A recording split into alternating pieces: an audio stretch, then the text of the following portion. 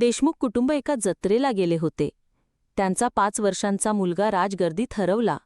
आई वडील बेशुद्ध व्हायच्या अवस्थेला आले. तासाभराने शोधूनही काहीच पत्ता नाही.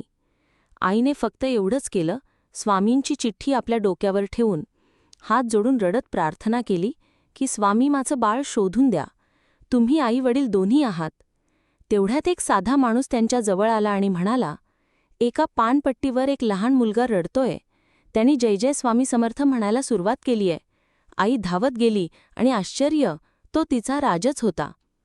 राज म्हणाला, आई एक आजोबा आले होते. त्यांनी मला बसवून ठेवलं आणि म्हणाले, आई येईल घाबरू नको. पण तो आजोबा तिथे कुठेच नव्हते. शिकवण: संकटात साक्षात स्वामी येतात, मार्ग दाखवतात आणि संकट हलके करतात. लहान मुलालाही ते स्वतः येऊन धीर देतात.